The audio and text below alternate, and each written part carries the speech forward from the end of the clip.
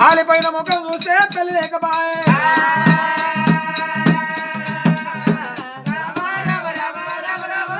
అయ్యయ్యోనే రాముడా ఎల్లాటి రోజున అవ్వంట విలువ తల్లి లేకపాయే